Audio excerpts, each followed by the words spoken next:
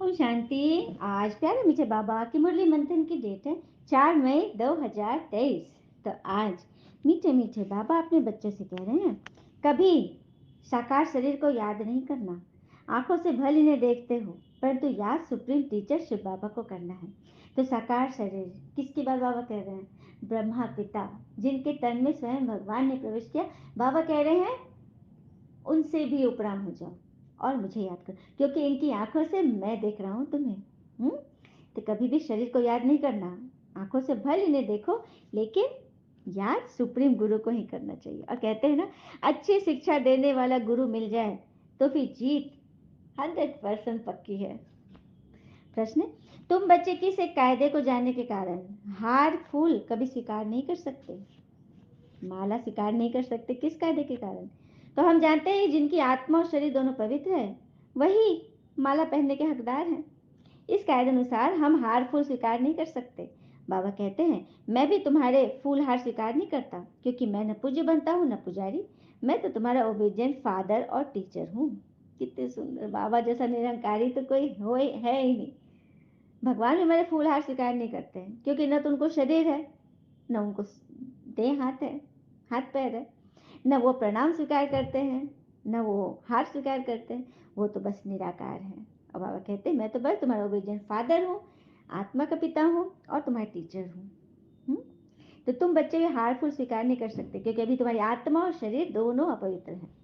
आत्मा और शरीर पवित्र होती है देवताओं की। देवता होते हैं सत्ययुग में और पूजे जाते हैं वो द्वापर से मध्य युग में। अभी नहीं, ब्राह्मण। इसलिए ब्राह्मण हार फूल स्वीकार कर अर्थात प्रशंसा को स्वीकार नहीं करना।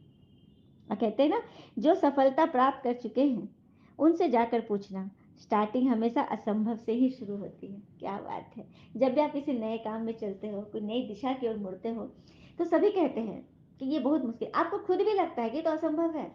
यदि ज्ञान मार्ग में चलना जब हम शुरू किए हम लोग, तो हमें यही लगता था कि पता नहीं चल पाएंगे कि नहीं, कैसे होगा, लोग क्या कहेंगे। लेकिन आज देखो कितना आसान हो गया ना। तो शुरुआत में कोई अकेला ही चलता है, किसी भी राह पर, नई चीज पर कोई अकेला ही बढ़ता है। कारवां तो आगे बढ़ते जाते हैं, बनते हैं, है ना। गीत है, छोड़ विदे आकाश सिंहासन, अब धरती पर आ जा रे। ओम शांति। तो मीठे मीठे बच्चों ने गीत के बोल सुने? हाँ जी बाबा। तो कौन पुकार रहा है? बच्चे पुकार रहे हैं भगवान को कि छोड़ भी दे आकाश सिंहासन, अब धरती पर आ जा रे। इस गीत से सर्वव्यापी का ज्ञान उड़ जाता है। याद करते हैं, अब भारत बहुत दुखी है। ड्रामा अनुसार ये सब गीत बने हुए हैं, दुनिया वाले नहीं जानते हैं। बाबा आते हैं पतितों को पावन बनाने व दुखियों को दुख से लिबरेट करने, दुख हरकर सुख देने के लिए। बच्चे जान गए हैं, वही पिता हमारा आया हुआ है, जिसे हम भक्ति में दुख हरता सुख करता करके गाते आए। बच्चों को पहचान मिल गई है। स्वयं बैठ बतलाते हैं बाबा कि मैं तो साधारण तन में प्रवेश करके तुम बच्चों को सारी सृष्टि के आदि मध्य अंत का राज बताता हूँ। सृष्टि एक ही है, सिर्फ नई और पुरानी होती है। दुनिया एक ही है, बस वही नया और पुराना होता है ना। जैसे शरीर बचपन में नया होता है, फिर पुराना हो जाता है। फिर दूसरा शरीर लेते हैं तो वही पुराना शरीर फिर बच्चा बन जाता है। वही चीज है। तो सृष्टि एक ही है, नई पुरानी होती जाती है। ऐसा ही समझो, शिव बाबा ही सब कुछ करते हैं, ब्रह्मा नहीं। ब्रह्मा का बाबा ने सिर्फ खोल दिया है, वस्त्र लिया है, बाकी अंदर से काम तो बस भगवान का ही है। भले इनका रूप इन आंखों से दिखाई पड़ता है, परंतु तुम्हारी बुद्धि शिव बाबा की तरफ जानी चाहिए। शिव बाबा न हो तो इनकी आत्मा, इनका शरीर कोई काम का नहीं है। हमेशा समझो, हमने शिव बाबा है, इनमें शिव बाबा है जो हमें पढ़ाते हैं, इनमें भगवान है जो हमें पढ़ाते हैं। हमारा टीचर शिव बाबा है, सुप्रीम टीचर। तो याद उनको करना है, कभी भी किसी शरीरधारी को याद नहीं करना है। बुद्धि योग बाबा के साथ लगाना है, तो सर्वव्यापी का ज्ञान ठहर भी न सके। जब बुद्धि योग हम निराकार पर लगाएंगे तो सर्वव्यापी भगवान सबके अंदर है, हर एक आत्मा के अंदर परमात्मा का सिद्धांत ही उड़ जाएगा। हाँ, तो बाबा कहते हैं ज्ञान दिया जाता है दुर्गति से सदगति में जाने लिए। बाकी यह सब है भक्ति मार्ग की बातें। मनुष्य जप तप दान पुण्य आदि जो कुछ भी करते हैं वह सब भक्ति मार्ग की बातें हैं। इनसे कोई मुझे मिल नहीं सकता। गीता में साफ लिखा हुआ है, मैं जप तप कर्मकांडों से नहीं मिलता हूँ। लेकिन कोई समझ नहीं पाया भगवान कैसे मिलते। भगवान आकर हमें अब बता रहे हैं कि मैंने तुमने मुझे पाने के लिए कितना कुछ किया, कितना दान दिया, श्रम अथवा अर्थ दान दिया, धन दान किया, लेकिन मिला क्या? आइए एक प्रसंग सुनते हैं। किसी नगर में एक वैद्य रहते थे। उनका व्यवहार बहुत कुशल और विनम्र था, इसलिए वे उस पूरे इलाके में बहुत इज्जत भी पाते थे। वे अपने चिकित्सा आश्रम में ही रोगियों का इलाज करते थे। जो चिकित्सा का उनका आश्रम था, सेंटर, उसी पर रोगियों का इलाज करते थे। एक बार एक सेठ अपने बच्चे को दिखाने उस वैद्य के पास पहुंचा। बच्चे को देखने के बाद वैद्य ने एक पुड़िया दवा दी और पुर्जे पर आगे चलने वाली दवा लिख दी। सेठ जी ने वैद्य से पूछा, क्या फीस होगी? वैद्य ने कहा, आप मुझे 100 सोने के असरफी दे दो। यह बात पास बैठा दूसरा गरीब भी सुन रहा था, क्योंकि काफी सारे रोगी बैठे हुए थे, जो बेहद गरीब था। उसने सोचा कि इतनी फीस मैं कैसे दे पाऊंगा। यह सोचकर वो चुपचाप उठकर जाने लगा। वैद्य ने उससे पूछा, क्यों उठ रहे हो, क्या बात है? उसने बोला कि मेरे पास इतने पैसे नहीं है।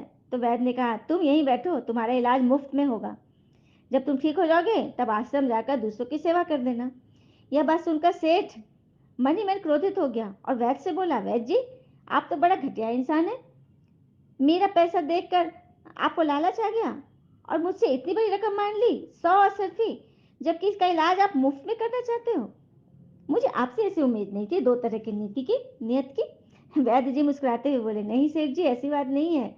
दरअसल मैंने मेरे आश्रम को चलाने के लिए मुझे दो चीजों की आवश्यकता थी, एक तो धन और दूसरी सेवा। जिस व्यक्ति के पास जो चीजें होती है मैं वही मांगता हूँ। आपके पास धन है तो मैं आपसे धन मांगा, और इस व्यक्ति के पास धन नहीं है, इसलिए ठीक ठाक होकर स्वस्थ था, तो मैंने इसे सेवा के लिए मांग कर दी। सेठ वैद्य की बात सुनकर एकदम सन्न रह गया। उन्होंने वैद्य से कहा, मुझे माफ कर दीजिए वैद्य जी, मैं बगैर आपका भावार्थ समझे हुए ही किसी गलत निष्कर्ष पर पहुंच गया था। मैं यह भूल गया था कि आप जैसा व्यक्ति यदि कुछ कर रहा है तो निश्चित ही उसका कोई विशेष कारण होगा। यह कहते हुए सेठ ने वैद्य जी की हथेली पर 100 स्वर्ण असरफी रखी और मुस्कुराते हुए अपने घर के चल दिया। तो देखा दान का अर्थ। मतलब बुद्धि से चलना है कि कब किसे किस चीज़ की आवश्यकता है, कब किसको कैसा सहयोग देना है, यह बात हम अच्छी रीति समझ लें। नहीं तो जिसके में जो सामर्थ्य होगा हम उससे वो मांग कर दे तो वो कहाँ से करेगा। इसीलिए हमें भगवान की श्रीमत पे चलनी है और अपनी बुद्धि को एकदम परफेक्ट बना के रखना है कि इस तरह से हम उस वैद्य की तरह अपने जीवन को चलाएं और सबसे मतलब सबकी प्रशंसा का पात्र बने, है। तो बाबा यही कह रहे हैं कि तुम पत्थर बन गए थे, अब पत्थर से पारस बनाने मुझे आना पड़ा है। तो जिस तरह से वैद्य ने इतनी सुंदर नीति बताई, और यहाँ तो अविनाशी वैद्य है हमारे साथ, जो हमें हर प्रकार की नीति रीति सभी को सिखा रहे हैं, है ना, ताकि हम अपनी इस जीवन यात्रा को अच्छी तरह से इस पे चल सके और औरों को भी चलाए। फिर बाबा कहते हैं कि अभी देखो कितने मनुष्य हैं, सरसों मिसल संसार भरा हुआ है, लेकिन सब खत्म हो जाने हैं। सत्युग में इतने मनुष्य नहीं होंगे। वहां इतने मनुष्य नहीं जो खाने को कुछ भी नहीं मिले। वहां हर चीज एवरीथिंग न्यू, नाम ही कितना मीठा है, हेवन, बहिष्ट, स्वर्ग, देवताओं की है ही नहीं दुनिया। हाँ, तो शिव बाबा को तो कोई शरीर नहीं है। बच्चे कहते हैं हार कहाँ पहना है, इसलिए बाबा कहते हैं तुम हार के लिए तुम बने ही नहीं हो। तुम्हें ना माया से हारना है, ना गले में हार पहनना है, क्योंकि तुम अभी पुरुषार्थी हो। तुम तो अभी फूलों की माला बना रहे हो। जब तुम पूज्य बनोगे ना, तब उतना फूल पहनना, उतना हार पहनना। मैं तो तुम बच्चों का मोस्ट ओबेडिएंट फादर हूँ, टीचर हूँ, सर्वेंट भी हूँ। बड़े बड़े रॉयल आदमी जब नीचे सही लिखते हैं तो क्या लिखते हैं, मेंटो कर्जन।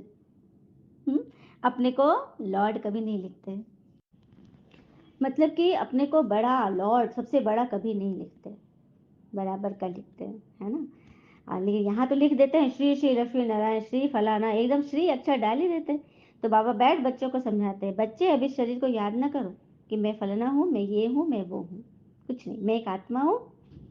अभी तो आत्मा शरीर दोनों ही पतित है, क्योंकि सोना 9 कैरेट का होगा तो जेवर भी तो 9 कैरेट का ही होगा ना, क्योंकि सोने में ही तो खाद पड़ती है। तो उसी तरह से आत्मा को निर्लेप नहीं समझना है, आत्मा में ही सारा लेप छिप जाता है। तुमको अभी ये ज्ञान है, फिर 21 जन्मों के लिए प्रारब्ध पा लेते हो, तो कितना पुरुषार्थ करना चाहिए। परंतु बच्चे घड़ी घड़ी भूल जाते हैं। शिव बाबा ब्रह्मा द्वारा हमको शिक्षा दे रहे हैं। ब्रह्मा की आत्मा भी उनको याद करती है, क्योंकि एक भगवान को सब भक्त याद करते हैं। परंतु तमो प्रधान बन गए हैं तो बाबा को भूल गए, ठीक कर भीतर सब में उनकी पूजा करते हैं।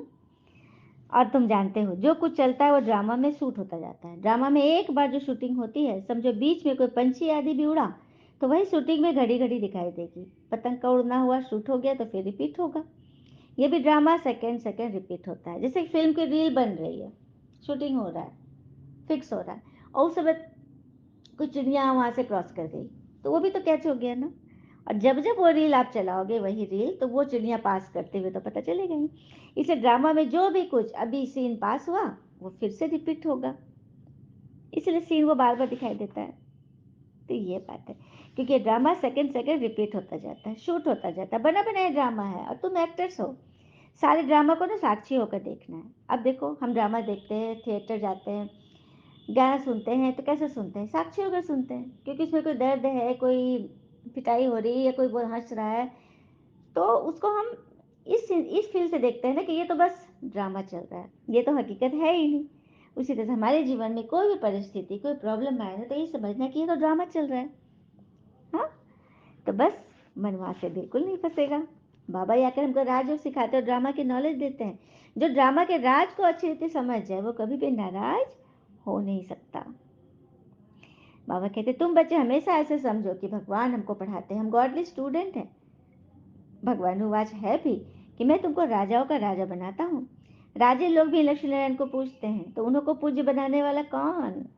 जिन लक्ष्मी नारायण को राजे महाराजे तक पूछते हैं, तो उनको इतना ऊंचा बनाने वाला कौन? यही तो सब भूल गए हैं।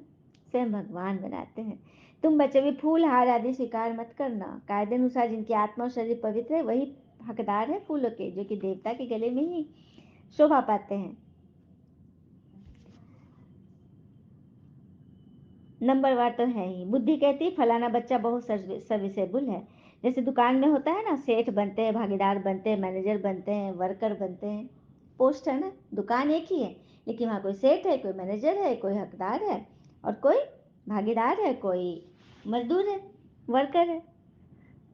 तो बस पढ़ाई पर सारा मदार है।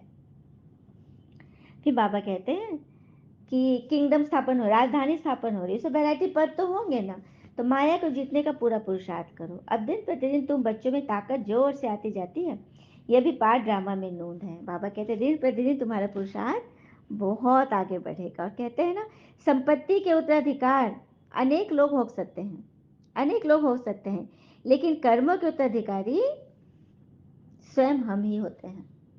तो यहाँ पे कर्म का उत्तराधिकारी हम कैसे बनेंगे, इसके लिए भगवान से हमें पढ़ना है और अपने पोजीशन नंबर वार में नंबर 1 बनाना है। अच्छा, मीठे मीठे बच्चों प्रति भगवान की नमस्ते। हम बच्चों के भी प्यारे बाबा को नमस्ते।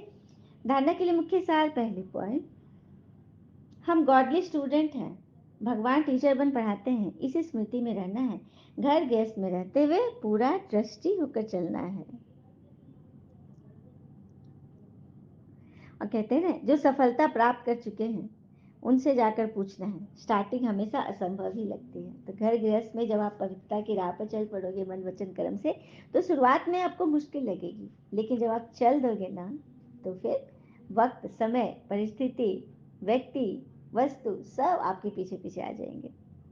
दूसरी पॉइंट, अभी हार फूल स्वीकार नहीं करना।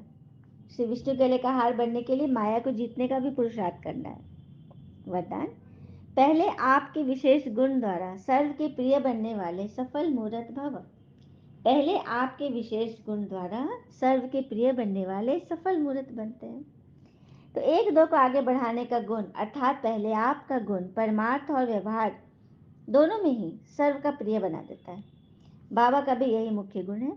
बाबा कहते बच्चे पहले आप, तो इसी गुण में फॉलो फादर करो। यही सफलता प्राप्त करने की विधि है। जो बाबा के प्रिय, ब्राह्मण परिवार के प्रिय और विश्व सेवा के प्रिय है, वही एवर रेडी है। एक दो को आगे बढ़ाने का गुण, अर्थात पहले आपका गुण परमार्थ और व्यवहार दोनों में ही सर्व को प्रिय बना देता है। तो कौन सा गुण? पहले आप। हमेशा कोई भी चीज की ऑफर करनी है तो सामने वाला को मौका दो। यही गुण आपको सबका प्रिय बना देगा। और सफलता प्राप्त करने की विधि भी यही है, फॉलो फादर, भगवान को फॉलो करो। स्लोगन, मनन शक्ति के आधार से ज्ञान खजाने को अपना बना लो तो विघ्न विदाई ले लेंगे। मनन शक्ति के आधार से ज्ञान खजाने को अपना बना लो तो विघ्न विदाई लेंगे। देखिए, चाहते तो हम सभी हैं कि विघ्न हमसे हमारे पास आए ही ना, हमसे हमेशा के लिए विदाई ले, लेकिन उसके लिए विधि क्या है?